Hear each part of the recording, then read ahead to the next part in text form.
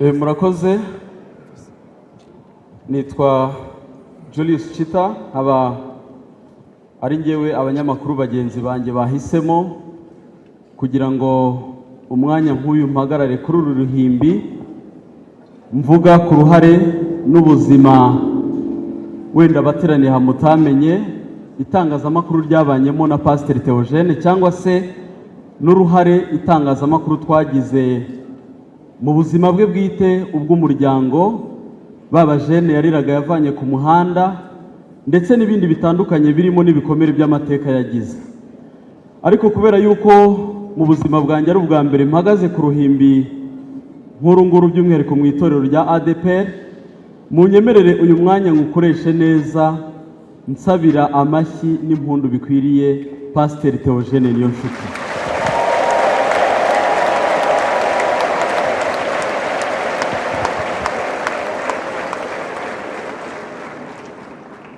Biragoye kubona icyo umuntu avuga ahantu nk'aha igihe nk'iki, cyane cyane ubaye warabanye na Pasteur Theogene, yarakugize inshuti cyangwa mwarabanye.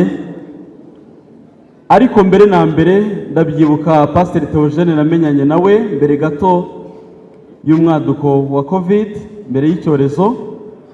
Twahujwe n'umunyamakuru witwa Murungisabe wo ku Isimbi TV. Arambwira ati uyu mupasiteri afite initiative nziza, abarizwa mu itorero rya ADPR. Nari nsanzwe muzi ku mbuga nkoranyambaga ndetse no mu nsengero atanga ubuhamya. Mu bintu bya mbere yansabye ndetse nasabye turi kumwe, yadusabye kumubera abavandimwe kubera ibikomere yagize by'amateka byatumye abaho adafite abo bavuka n'abavandimwe, avuga ati uri murumuna wanjye cyangwa uri mukuru wanjye.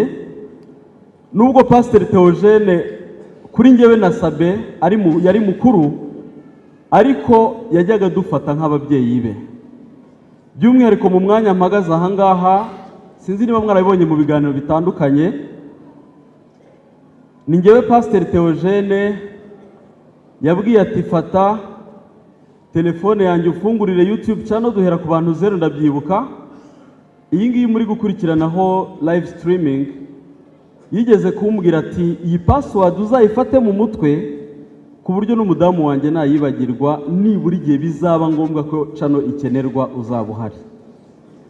N'ikimenyimenyi mu byangoye mbere yo kuza kuvugira ijambo nuko kuva ejo ari nge uri gukoresha telefone ya Pasteur. Telefone ye ni iyi ngiyi, madamu yayimpaye kugira ngo dufashe abantu babashe gukurikira live.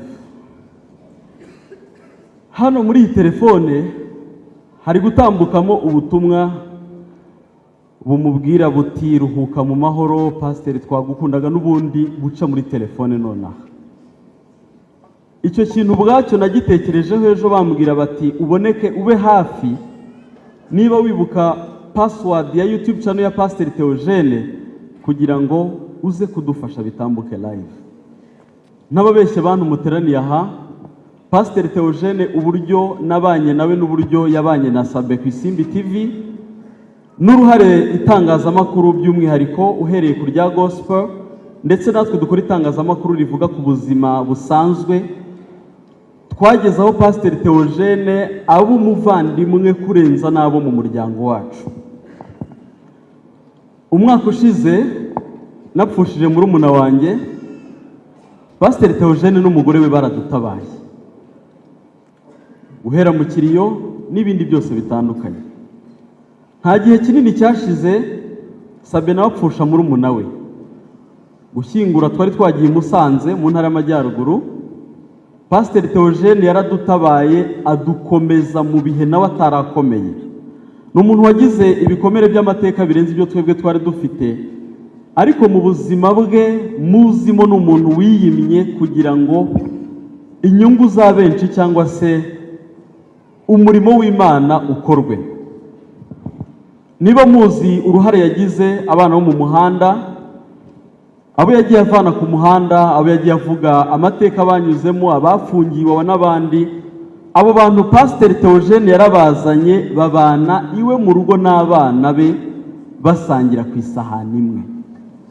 yarabivugaga mu mateka abantu wenda bakagira ngo niza mvugo tuvuga muri iyi minsi zo gutwika. Ndabyibuka hari umunsi nabasuye turi mu gihe cy'icyorezo, murabizi imirimo ntiyari hari, insengero zifunze, uburyo bwo kubaho bugoye.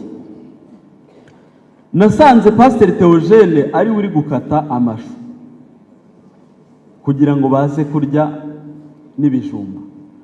Gusa uburyo yakatagamo amashu wabonaga ko atabizi. Yari umuntu witangira umuryango. Muri ruriya rugo habamo abantu barenga 25 bahaba buri munsi, bagomba kurya buri munsi, bagomba kunywa buri munsi. Bivuze ngo muri ruriya rugo abasirimu hari ibyo mwita breakfast na supper, ibyo muri ruriya rugo biboneka gake. Ariko ako gake kose kabonekaga cyangwa se ifunguro rya mu gitondo rya saa sita na nimugoroba byari kubera imbaraga za Pasiteri Theogene udafite ubushobozi. Ubwe yigeze kunyibwirira ko hari igihe yabwiye umugore we mama Pasiteri inshuro nyinshi, abwira ko agiye guhahira umuryango, akagaruka mu modoka azanyemo imbobo ebyiri. Arihaho ntaryo azanye umwana wo ku muhanda wanywaga urumogi, mu mvugo tukunda kubita bamayibobo cyangwa ibirara. Uwo muntu agahita amugeza mu rugo kugira ngo azanire ifunguro umuryango, ukaba ari wo mwanya ahubwo wo gusobanurira umuryango impamvu abazaniye undi muntu. Ibikomere bya jenoside by'amateka yanyuzemo nibyo byagiye bimukomeza, yumva akwiriye kuzafasha no gutabara. Sinzi niba Apotre Mignone Kabera ari hano. Arahari? Sinzi niba hari, ariko uko byagenda kose araza gukurikira iyi video. Pasiteri Theogene yamumbwiyeho mu buryo bwihariye. Yari umubwiriza butumwa, aba mwarimu, anyura muri izo nzira zose. Dushimira n'itorero rya ADEPR ryamwemereye kuba pasiteri, atarize, ahurirana n'ubuzima yavuyemo bwo ku muhanda. Nk'uko yagiye abivuga, nta cyizere yari afitiwe mbere y'uko aba pasiteri. Ariko nyuma y'uko abaye pasiteri, ubuzima bwa benshi bwarashobotse, n'ubwe burashoboka. Kuba yarabaye pasiteri nawe ubwe yababwiraga ko ari fiyeri ridasanzwe, umwana wo ku muhanda ahagarara imbere y'itorero nk'iri agasezeranya. Umuntu wicaraga muri church, abadamu bagahisha amasakoshe n'amatelefone bakavuga batatanyiba, ngo umuntu yageze igihe abo w'icyubahiro. Ndabizi neza ko umuntu uri hano mu mutima wawe hari icyo Pasiteri Theogene yamaze, hari uruhare yagize mu buzima bwawe. Dukomere amashyi menshi Imana mu mwanya nk'uyu.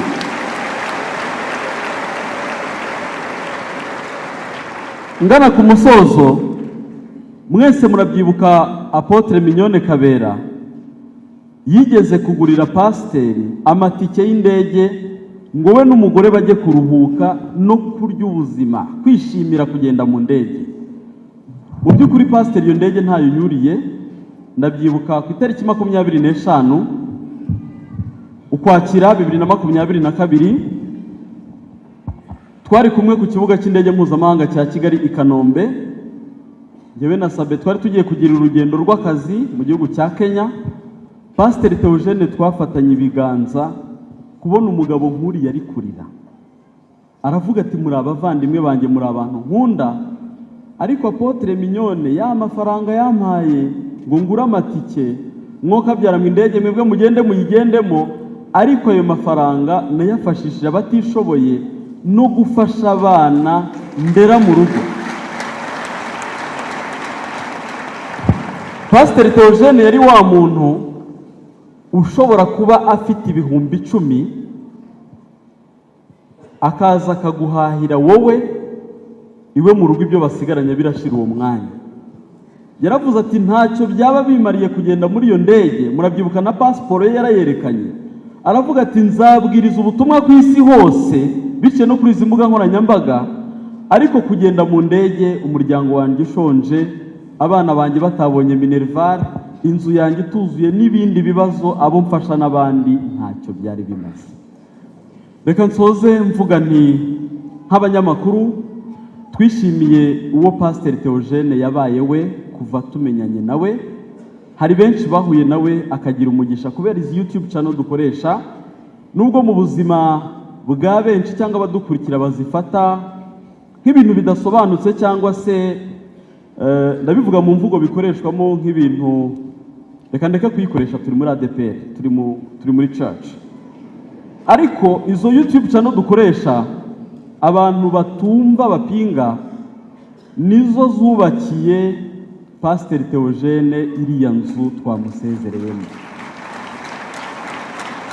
nizo zafashije aba bana bavuye ku muhanda bakabona ubuzima. Uwo twakundaga kwita Keza ni umusore, ntabwo ari umukobwa, afite flight yagombaga kugenda ku wa gatandatu ajya kwiga muri Canada, kubera umugisha yagize Pasteur amuvanye ku muhanda, azagenda ku itariki 17. Dore nguri yari hariya hafi, siwe wenyine navuga, hari benshi Pasteur Theogene yahinduriye ubuzima, natwe turimo. Ariko nk'abanyamakuru bantumye ngo dushimire buri wese, si umukristo wa ADPR gusa, uwo ari we wese wagize uruhare mu buzima bwa Pasteur Theogene. Tubifatemo isomo ryo kwicisha bugufi, tubifatemo isomo ryo gutekereza ku iherezo ry'ubuzima bwacu. Dukomera amashyi mama Pasteur kandi tumwifurize gukomera. Murakoze cyane. Imana ishimwe cyane. Ndagira ngo bakuyobore bagufashe. Turagira ngo twakire wa muvandimwe uhagarariye abana bahoze ari abo ku muhanda ariko bakaba baravanwe ku muhanda.